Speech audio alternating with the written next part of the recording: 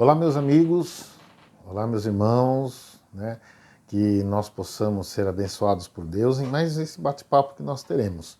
Vamos conversar um pouco mais sobre a Bíblia e a gente vem naqueles estudos sobre temas complicados, difíceis. Então a gente já viu o primeiro tema explicando sobre a alma, o corpo, o que nós somos, o que não somos. O segundo, o estado dos mortos. E hoje, respondendo a Noemi, que me fez uma pergunta, querendo saber sobre o estado dos mortos, sobre a parábola do rico e Lázaro, nós vamos ver essa parábola. E eu vou trazer para vocês um aporte um pouco sobre gramatical que vai ajudar-nos a entender. Mas, antes de tudo, vamos chamar a presença do nosso Deus, do Espírito Santo, para que nos guie. Senhor nosso Deus, nós pedimos a Tua presença, pedimos o Teu auxílio, pedimos a Tua guia e a guia do Espírito Santo para mais esse bate-papo, mais essa conversa, mais esse estudo. Que o Espírito Santo nos ajude a guiar as pessoas, que o Espírito Santo nos ajude a entender também o que está sendo falado através da Tua palavra, em nome de Jesus, amém. Vamos lá. A parábola do rico e Lázaro, que a gente vai ver aqui, está no livro de Lucas, capítulo 16. Para a gente entender a parábola, a gente tem que entender o contexto aqui, tá? A partir do verso 15, do capítulo 15, nós temos aqui Jesus, que diz assim no verso 1, Jesus recebe pecadores, tá? E diz assim, aproximando-se Jesus de todos os publicanos e pecadores para ouvir, murmuravam os fariseus e escribas, dizendo, esse recebe pecadores e come com eles. Tá? Então vamos lá. Tudo começa no capítulo 15 de Lucas. Tá? Então no capítulo 15 nós temos aqui Jesus próximo de publicanos e pecadores. Tá? Os publicanos eram os cobradores de impostos. Cobradores de impostos, gente, era uma das raças mais desprezíveis pelos judeus. Porque o cobrador de imposto era alguém que era da raça deles, tá? Era judeu como eles, era alguém que estava lá no meio deles, entendia o que eles estavam passando e jogavam do outro lado, estavam lá com Roma cobrando imposto, e não só isso, eles não só cobravam imposto, eles enriqueciam com esse imposto, que eles sempre cobravam mais. Então eles odiavam os cobradores de impostos, os publicanos. E diz assim que no capítulo 15, verso 1, que Jesus se aproximou deles, e no verso,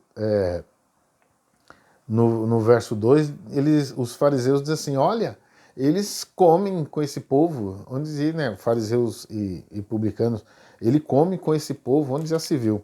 Então Jesus começa uma série de parábolas, tá? Essas parábolas é para mostrar que o reino do céu era para todos.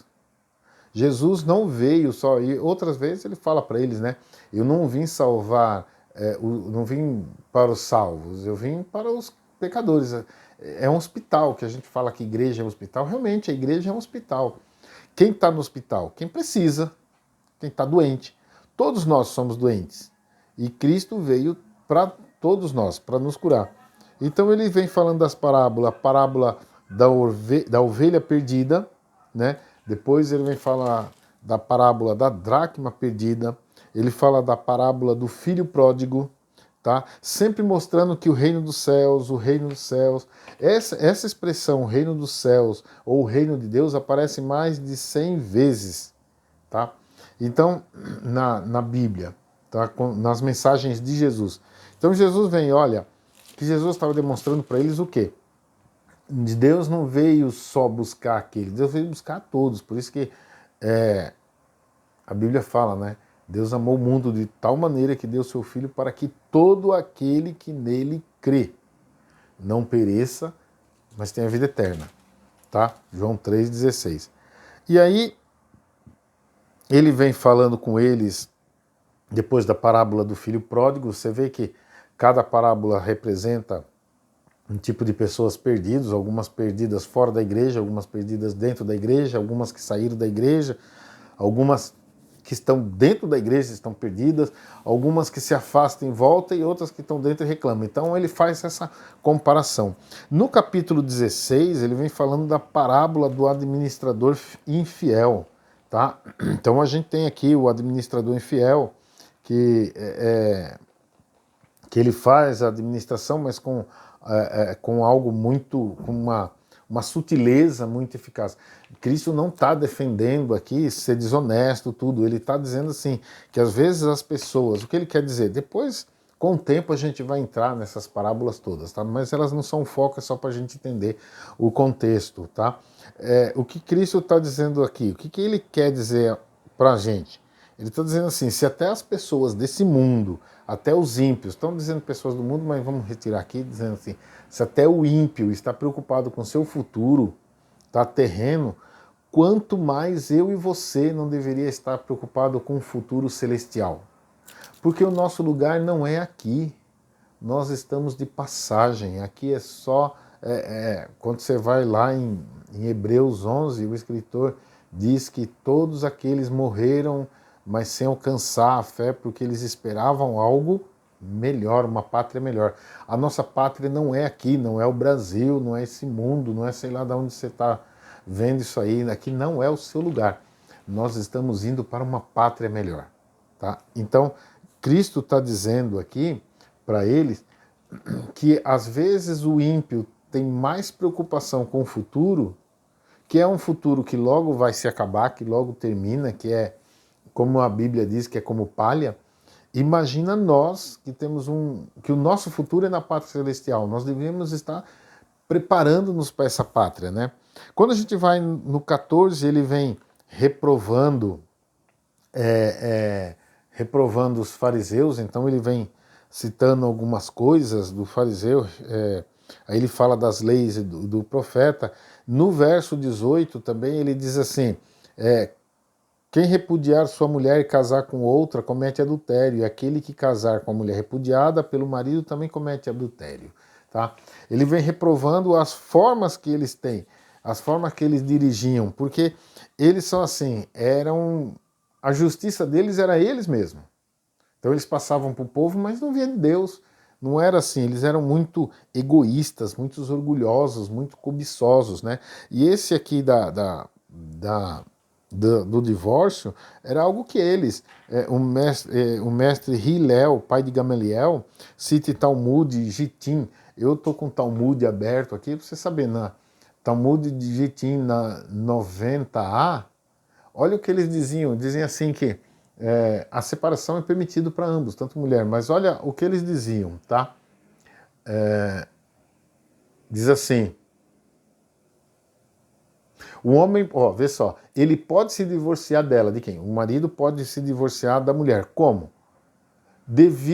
Porque antes lembra que a Bíblia diz assim que Deus, o divórcio só é aceito por Deus em caso de adultério, tá? Esse era o ponto aqui, o divórcio é aceito em caso de adultério. Mas, é claro que eles não eram brasileiros, mas deram jeitinho. Aí no Gentim, no Talmud Gentim, diz assim, no 90a, né? Ele pode se divorciar dela mesmo devido a um problema menor. Qual é o problema menor? Se ela queimou ou salgou demais a sua comida, tá? O prato dele. Porque ele diz assim, porque ele encontrou alguma maneira alguma matéria imprópria nela. Tá? Então, qual foi a matéria imprópria? Ela salgou a comida. Por isso eles podiam separar. Por outro motivo que eles podiam separar, por ele ter encontrado uma mulher mais bonita. Ele podia dar carta de divórcio. O que ele dizia assim? Porque ele dizia assim, e acontecerá se ela não encontrar nenhum favor aos olhos dele. Então, se ele está lá casado e achou a mulher bonita, ele podia separar. Com esse contexto, tá? Com esse contexto deles acharem que eles são melhores que os outros, deles serem ambiciosos, gananciosos, orgulhosos, tá? Interpretar de maneira totalmente errada a Bíblia, Jesus entra na parábola do rico e Lázaro, tá? Que fala aqui, né, que havia um homem rico que se vestia de púrpura, de linho, verso 19, eu vou até ler um par, não vou ler tudo, né, que diz que tinha um homem, verso 19, vamos ler tudo, vai. Ora, havia certo homem rico que se vestia de púrpura e linho finíssimo, e que todos os dias se regalava esplendidamente. Havia também um certo mendigo chamado Lázaro, coberto de chagas, que jazia à porta daquele. E desejava alimentar-se das migalhas que caíam da mesa do rico, e até os cães vinham lamber-lhe as úlceras. Aconteceu morrer o mendigo e ser levado aos anjos para o seio de Abraão. Morreu também o rico e foi sepultado. No inferno, estando em tormento, levantou os olhos e viu ao longe Abraão e Lázaro no seu seio. E então, clamando, disse: Pai Abraão, tem misericórdia de mim, e manda Lázaro que molhe da água a ponta do dedo e me refresque a língua, porque estou atormentado nesta chama. Disse, porém, Abraão: Filho, lembra-te de que recebeste os teus bens e a tua vida, e Lázaro igualmente os males. Lázaro recebeu o quê? Igualmente os males, recebeu os males. Agora, porém, aqui ele está consolado, tu em tormento. E além de tudo, está posto um grande abismo entre nós e vós, de sorte que os que querem passar daqui para vós, outros não podem, nem os de lá para nós. Então replicou: Pai, eu te imploro que o mande à minha casa paterna, porque tenho 5 irmãos para que lhes dê testemunho, a fim de não virem também para este lugar de tormento. Respondeu Abraão: Eles têm Moisés e os profetas, ouçam-os. Mas ele insistiu: Pai, não, pai Abraão. Se alguém dentre os mortos for ter com eles, arrepender-se-ão. Abraão, porém, lhe respondeu: Se não ouvem Moisés e aos profetas, tampouco deixará de persuadir ainda que ressuscite alguém dos mortos, tá? Vamos entender agora. Primeira coisa, a parte gramatical. O que é uma parábola, tá? O que é uma parábola? Parábola, o dicionário, tá? Diz o seguinte: pequena narrativa que usa alegoria para transmitir uma lição de moral, tá? A parábola, ela é muito parecida com a fábula. Qual a diferença? Que na fábula os animais falam, na parábola não, tá? A parábola então é muito parecida com a fábula, tá bom? A parábola é muito usada no Oriente Médio, tá bom? Qual é a intenção da parábola? Mostrar uma lição de moral, tá? Então, na parábola você usa algumas coisas que a intenção é mostrar uma lição de moral, tá? Como diz aqui, ó, é uma narrativa alegórica, tá? O que é alegórica? Alegoria é um modo de expressão ou interpolação que consiste em representar pensamentos, ideias, qualidades sob forma figurativas, tá? Então vamos lá, ó. Repetindo, devagar. Parábola é uma pequena narrativa que usa de alegoria para transmitir uma lição de moral. Parábola é a mesma coisa, é parecido com uma fábula. A parábola é mais usada no Oriente, tá?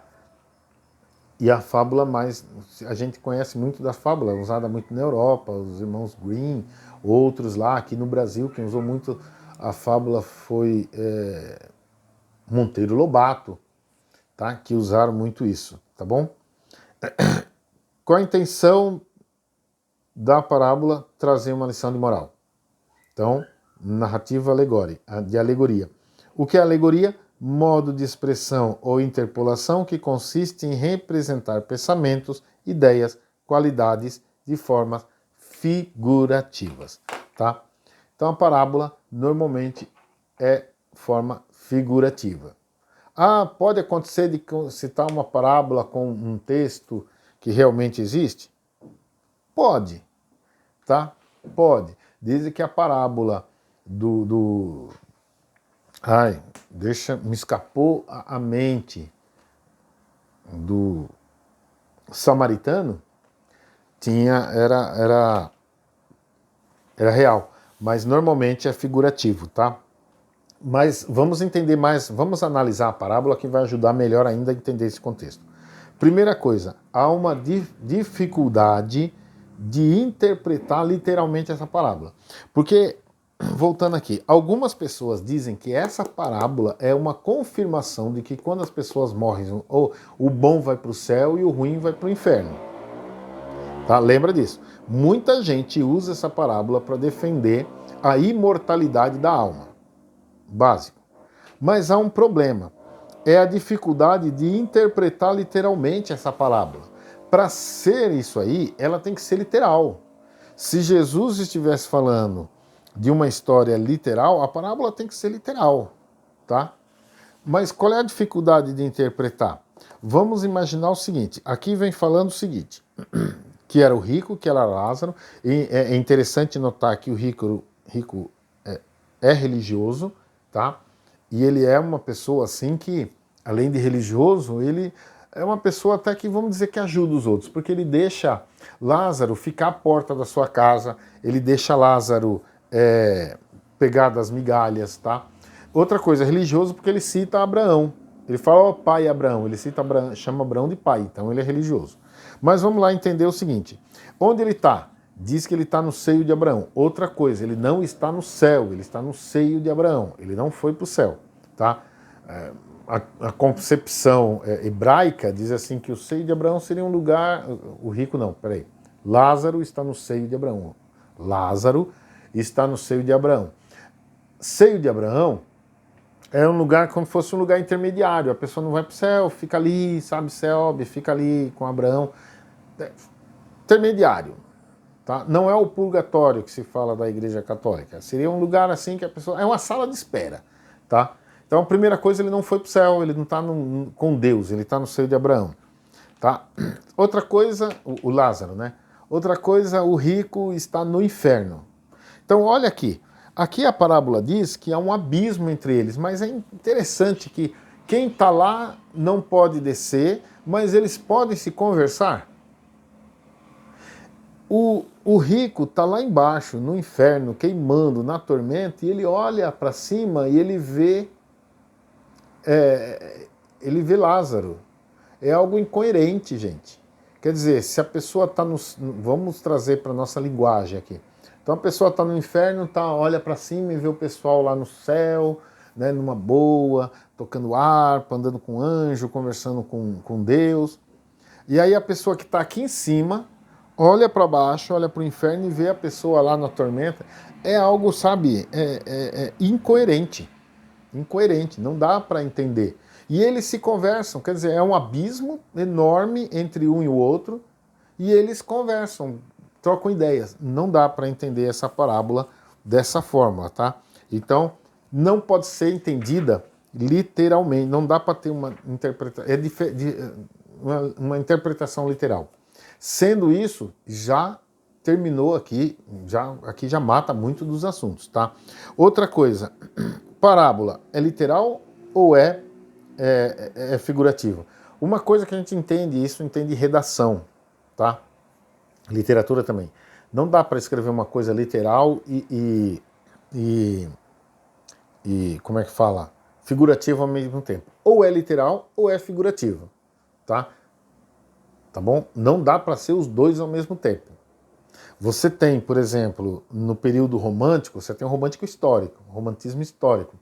Então você tem alguns livros, você tem Iracema, né? Você tem outros livros que agora me fugiu, que a gente estuda, que um fala da cidade, o Guarani, tá? Iracema, o Guarani, são livros históricos que um fala da fundação do Ceará, outro fala da fundação do Rio de Janeiro.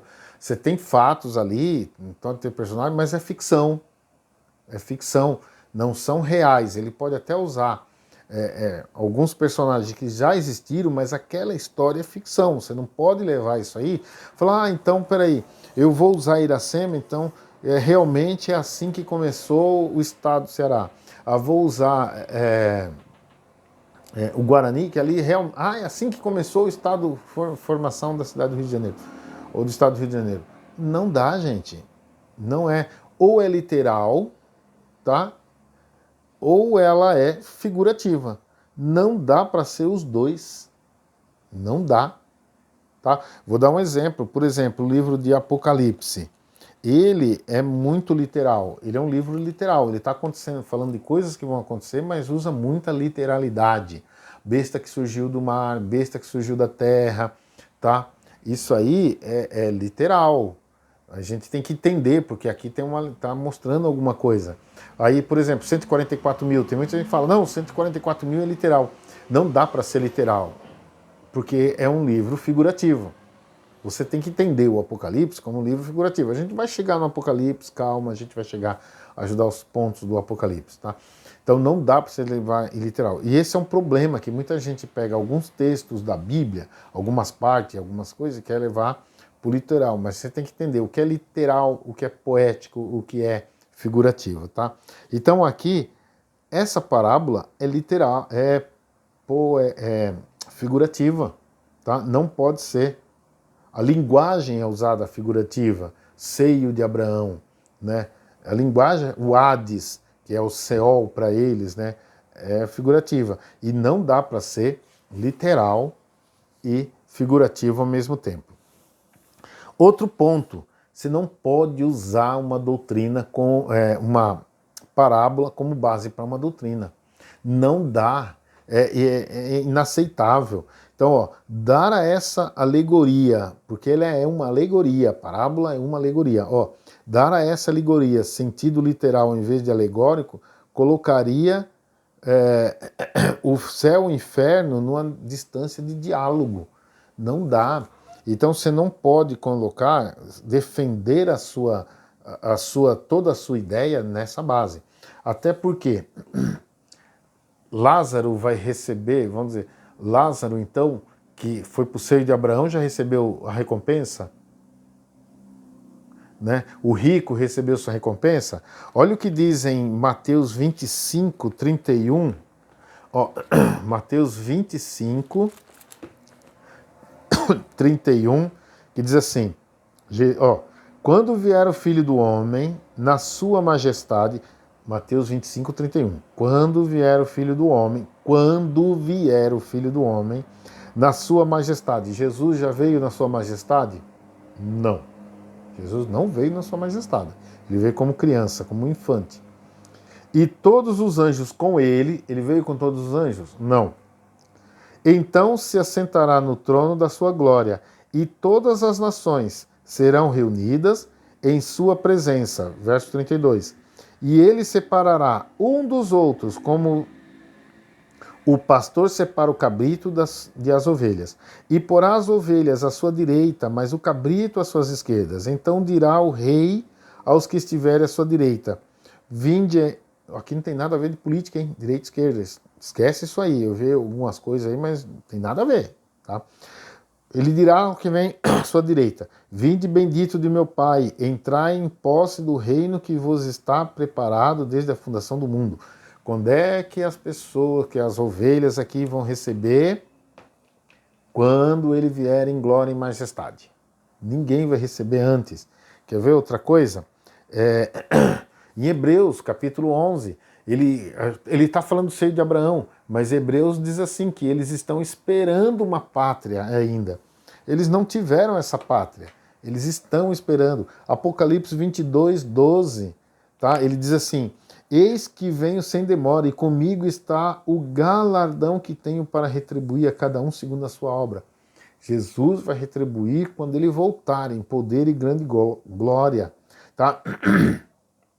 Paulo diz em 2 Timóteo, né, já a coroa da justiça me está reservada. E quando ela será dada? Naquele grande dia. Não vai ser agora, vai ser no grande dia. Tá? Outra coisa que é contra essa parábola é o estado inconsciente dos mortos. A gente já viu no outro lá no estado, então, Salmo 146, que os mortos nada sabem, os mortos não louvam, em Salmo 115, 17, tá? Então, essa parábola não é literal. Você não pode usar essa parábola como base de uma doutrina. Não pode usar, Jesus não está falando da vida após a morte. Até porque se ele estivesse falando, ele estaria jogando fora tudo o que a Bíblia fala. A Bíblia não contradiz a Bíblia. Você não pode usar a Bíblia para contradizer. Não existe isso. Então, Para que serve essa parábola? Para que essa parábola existe? A lição que essa parábola tem que trazer para nós é o seguinte: é a retribuição que nós vamos receber quando Jesus voltar. Tá? Nós temos um tempo de graça. Estamos vivendo no tempo da graça.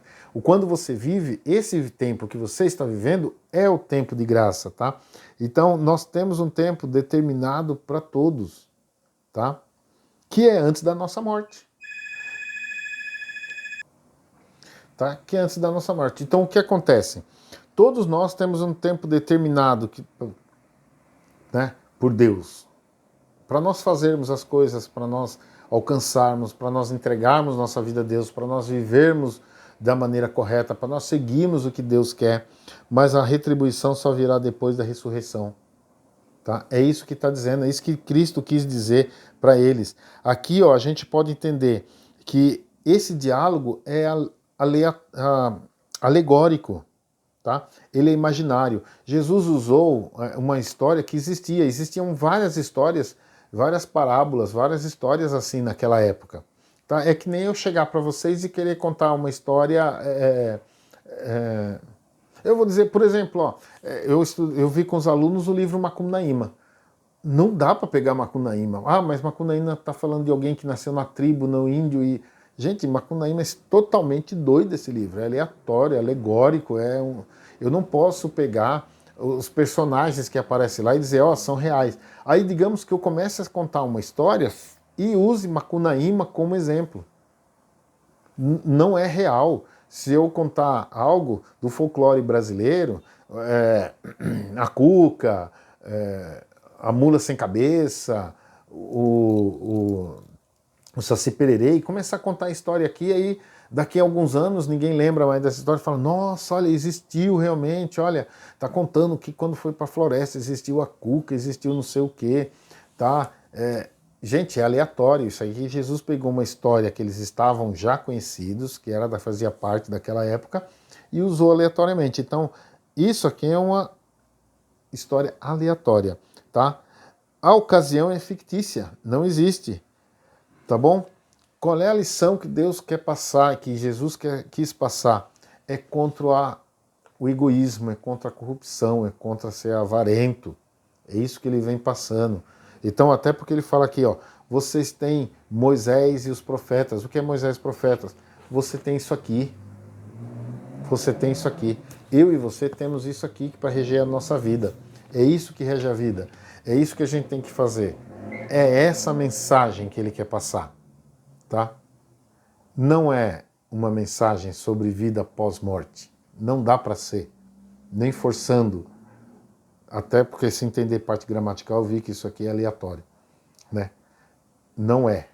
Isso aqui era só uma história para dizer assim, deixa o egoísmo, deixa a ganância de lado e siga o caminho que você tem que seguir com o estudo disso aqui, seguindo o que a Bíblia diz.